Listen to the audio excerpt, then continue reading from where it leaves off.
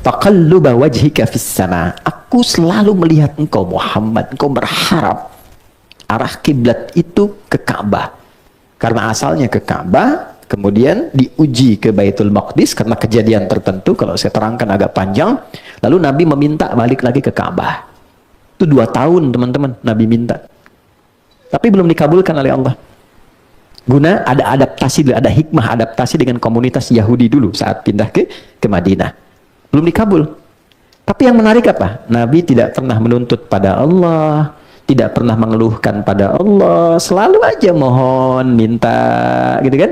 Anda bayangkan, Nabi Rasul dicintai Allah, dipuji di Quran, akhlaknya paling tinggi, takwanya luar biasa, jaminan surga sebelum wafatnya. Minta 2 tahun belum dikabul, nggak pernah mengeluh. Ada orang bukan Nabi, bukan Rasul. Dia belum jelas namanya di Quran, belum ada jaminan surga, tidak ada pujian khusus untuknya di Quran. Dia minta 2 menit sudah nuntut Allah. Kurang apa lagi ya Allah? Kurang lama engkau minta. Oke, jadi karena Allah lihat supaya meningkat lagi sholatnya. Kan kalau lagi ada mau proyek besok kan tahajudnya tinggi ya. Oke, setelah proyek tiba kan tahajud berhenti kan? Kan bagus tuh dibikin 2 tahun dulu supaya tahajud dulu. Oke? Setelah jadi kebiasaan, walaupun dapat proyek, tahajud nggak hilang. Itu maksudnya. Paham ya? Nah, jadi ketika itu turun di pertengahan sholat, maka berputarlah beliau 180 derajat. Menghadaplah ke arah Masjid Al-Haram. Nah, jadi begitu rakaat pertama menghadap, 2, terus selanjutnya berputar. Maka ada 2 kiblat nih. Kiblat pertama menghadap ke arah Masjidil Aqsa, di pertengahan turun ayat ini menghadap ke arah Masjidil Haram. Sampai sekarang tempat itu dikenal dengan Masjid Qiblatain. Kalau ziarah, nanti kalau teman-teman umrah atau haji, biasanya di Madinah lewat ke situ. Mudah-mudahan yang belum bisa bersegera ya, insyaallah. Nah, informasi tidak cukup dengan amin, nabung. Sekarang siapkan. Oke, nah ada sekelompok orang yang dia nggak ikut ke situ. Kan nggak semua Nabi pergi, sahabat ikut semua, kan nggak begitu. Ada yang tinggal dia stay di wilayah Madinah itu. Nah, saat balik Nabi ke tempat Nabi sekarang berada, dia di Masjid Nabawi, di area itu, orang-orang yang ada di situ yang nggak ikut dapat informasi. Tadi pertengahan, waktu kita sholat, simpanlah zuhur misalnya, itu ada ayat turun, kita udah pindah ke Masjidil Haram kiblatnya. Yang ini ribut, karena sudah lewat waktunya. Gimana status sholat kami yang sebelumnya? Kan kita tunaikan kiblatnya salah dong. Maka turunlah ayat ini untuk menegaskan, wa ma kana Allahu liyudhi'a imanakum. Kau tunaikan dengan iman, aku hisab dengan imanmu itu. Engkau duga salah, aku tetapkan kau benar karena kau kerjakan dengan imanmu dalam keadaan kau tidak tahu. Jelas sampai sini? Itulah dasar innamal a'malu bin ya. Jadi betapa indah kalau setiap amal dikerjakan pakai niat. Kalau dari hasil, belum tentu ada orang berhasil untuk beramal. Dan biasanya kecewa. Anda kerja, pasang tender, udah bagus, kuat-kuat, tiba-tiba hasilnya ditolak, kan kecewa. Tapi kalau kita nikmati hasilnya, dan tidak nikmati prosesnya, dan tidak melihat hasilnya, kita akan selalu belajar mendapatkan sesuatu yang baru, untuk membuat sebuah hasil yang lebih istimewa. Sholat itu wajib, teman-teman. Kenapa diwajibkan? Kenapa harus dipaksa? Dan kenapa ketika seorang meninggalkan sholat, jadi dosa? Karena di dalamnya bukan ada beban, tapi ada kasih sayang Allah yang memaksa kita karena Allah sayang pada kita untuk mendapatkan keistimewaan itu. Ada ketenangan. Salat itu yang pertama diberikan bukan dunia dulu, kecil dunia itu, tapi tenang dulu. Anda dikasih dunia sebesar apapun, nggak tenang hatinya, nggak enak terimanya. Karena itu kalau Anda sholat membawa dunia terlalu kecil, makanya yang paling enak itu ketika sholat itu merasakan ketenangan. Teman-teman nggak percaya silakan ya. Karena itu ada ajaran di Quran tuh gini, kalau sedang ada masalah, ambil wudhu, hadap kiblat, sholat aja. Walaupun solusi belum datang, tapi ketenangan tuh hadir. Lebih enak rasanya. Sujudnya nikmat gitu. Kadang-kadang kita nangis tuh, bahasa Nabi Ya'qub tuh gini, innama ashku bathi wa huzni Allah. Ya, innama ashku bathi wa huzni, saya tuh kalau curhat, saya punya masalah, bahkan kesedihan saya tumpahkan di atas sejadah, ilallah, kepada Allah. Jadi bukan di atas Instagram, bukan di YouTube. Siapa yang suka, tolong aminkan ya. Tambah masalah. Tangkan sajadah, ambil wudhu, sholat. Itu dahsyatnya Allah kasih ketenangan pada jiwa kita. Nanti kalau sudah tenang, itu pelan-pelan muncul solusi. Datang gitu, satu. Oke? Nah, ini satu. Dan ketenangan itu mahal, ini. Yang kedua, kalau sudah tenang, perilaku kita berubah. Demi Allah saya katakan, pasti berubah. Ya, teman-teman, suaminya kalau sedang nggak tenang, perilakunya nggak normal. Ya kan? Seperti istri pun kalau sedang nggak tenang, nggak normal.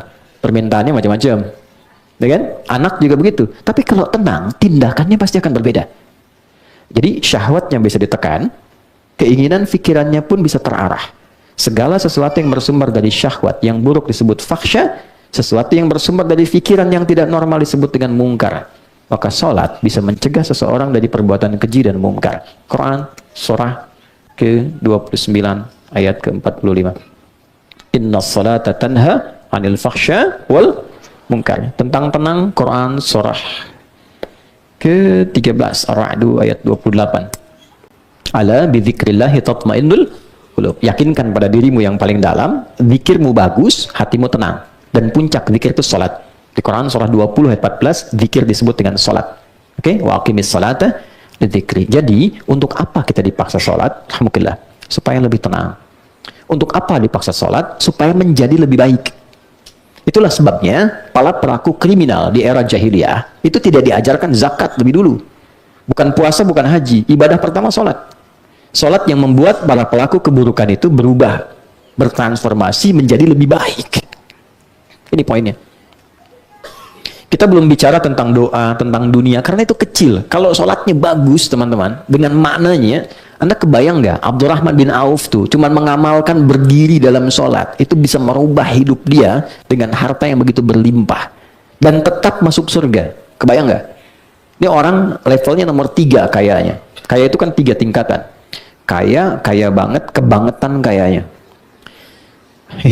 Ini level kebangetan kayanya. Saya riset, itu valuasi hartanya kalau sekarang dihitung, Abdurrahman bin Auf itu 14.000 triliun. Ini risetnya nggak sembarangan, di riset doktora, ya, dan diuji oleh 15 profesor. Itu 14.000 triliun. Bahkan ada yang menghitung lagi dengan kurs berbeda, 72.000 triliun. Ya, VOC itu waktu bikin saham, digabungkan satu konsorsium, itu nyampainya 11.000 triliun. Saya pernah ke Delft, ke Utrecht, kemudian ke Delft, menduduki markas VOC kurang lebih 20 menit. Terdudukin lagi tuh, dudukin lagi kan. Nah, 20 menit lah kita lihat itu, Allahu Akbar. Nanti kapan-kapan main yang sana. Itu tempatnya kecil, lebih besar ini. Tempatnya kecil, masuk, dia sewa tempat kecil tapi gudangnya lebih daripada musyawarah. Tempatnya kecil, yang penting ada kantor kecil aja. Di seberangnya nanti ada aliran sungai, kemudian sekarang jadi restoran. Itu besar gudangnya. Aliran kanal sungai itu tembus Samudra Hindia, nyambungnya ke kita, ke Nusantara. Jadi kalau dia ngambil rempah-rempah kita, dia bawa sampai depan gudangnya. Sekarang kanalnya ditembuskan ke 13 provinsi di Belanda. Jadi kalau macet di darat, dia masuk lewat sungai pakai speedboat. Ya, bayangkan, cuma 11.000. Abdurrahman bin Auf satu orang 14.000. Jadi kalau Anda mau kaya, jangan nanggung. Jangan nanggung. Makanya Nabi itu nggak heran sama orang kaya, biasa aja. Yang Nabi khawatirkan kaya tak bisa memanage kekayaannya. Oke, ia cuma berdiri. Ya, Ali bin Abi Thalib praktek dari sholat itu luar biasa kejeniusannya. Sampai matematika tuh luar biasa. Ya, itu pakar bidang matematika. Sayyidah Aisyah tuh pakar bidang kedokteran. Orang nggak banyak tahu itu. Imam Syafi'i pakar bidang kedokteran. Ya, ada pengarang kitab Bidayatul Mujtahid. Itu dikaji fikih komparasi, dikaji sekarang, itu penulisnya dokter bedah. Jadi orang sholat tuh bikin pintar. Dulu orang nggak ada sholat tuh jadi nggak pintar tuh nggak ada. Bikin pintar, bikin tenang, bikin hebat. Jadi kalau ada orang sholat tidak mendapatkan energi positif itu, berarti ada yang tidak tepat dalam penunaian sholatnya. Kalau digabungkan semua capaian ini, dia tenang, dia berhasil, dia damai, dia bahagia. Bahasa Arabnya satu, falah. Falahun. Nah, dia poinnya. Oke, falah tuh bahagia, damai, sukses, gembira, tenang. Kalau dilihat kamus Inggris Arabic itu success and happiness. Ya, falah. Nah, itu diperdengarkan 5 kali tuh dalam sehari. Nggak ada di dunia manapun, di dunia pun sampai saat ini agama yang memperdengarkan di telinga penganutnya 5 kali sehari setiap pergantian waktu. Baru bangun tidur diingatkan, ganti ke siang diingatkan, ke sore diingatkan, menjelang malam diingatkan, mau tidur dikasih tahu. Sudah sukses belum? Sudah bahagia belum? Oke, Anda sukses di kantor, bahagia nggak di rumah? Oke, Anda merasa bahagia, tapi sukses nggak? Tenang nggak? Damai nggak? Coba diperdengarkan di telinga kita. Telinga bahasa Arabnya udhun, jamaknya azan. Oke, azan tuh bahasa Arab dari jamak telinga. Kadang diartikan panggilan, karena setiap panggilan didengar oleh telinga kita. Diperdengarkan di telinga kita 5 kali dalam sehari, setiap pergantian waktu. Dan dahsyatnya, setiap tempat itu bisa berbeda waktu. Ini geser dikit ke Pamulang, beda sekian menit. Beda sekian menit. Saya riset ternyata sedunia ini nggak pernah berhenti adzan 24 jam. Itulah hikmahnya. Satu-satunya lafaz di muka bumi yang diperdengarkan di telinga dan tidak berhenti 24 jam cuma adzan. Siapa yang bisa buat itu? Ini menandakan Islam itu bukan agama rekayasa. Kalau bukan pencipta kita yang membuat pedoman, mustahil bisa ada seperti itu. Nah, pertanyaannya gini. Hayya 'alal falah. Nah, cara mendengarnya, dengar sebagai rahmat, kasih sayang. Bukan sebagai beban. Jadi kalau Anda menerima panggilan itu sebagai beban, yang lahir itu akhirnya responnya respon kecewa. Allahu Akbar, Allahu Akbar.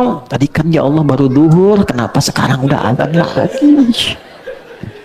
Gak enak keterimanya. Tapi kalau kita terimanya, dengan kata ini sayang, hayya 'alal falah, kau udah bahagia belum? Belum ya Allah, datang sini. Bukankah kau yakin aku yang punya kebahagiaan? Bukankah kau iman aku yang punya kesuksesan? Datang sujud minta. Orang dulu minta saya kasih. Kenapa kamu nggak datang nggak minta? Makanya dulu kalau dengar adzan, Allahu Akbar, semua langsung gemetar. Ya, langsung gemetar. Sami'na wa ata'na, kami siap ya Allah.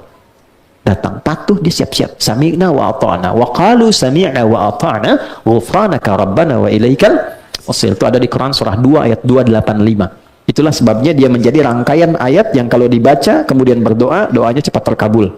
Quran surah 2 ayat 284, 285, 286. Itu kalau kita bacakan awali Fatihah, itu ada hadis sahih mengatakan kalau benar itu doanya cepat dikabul.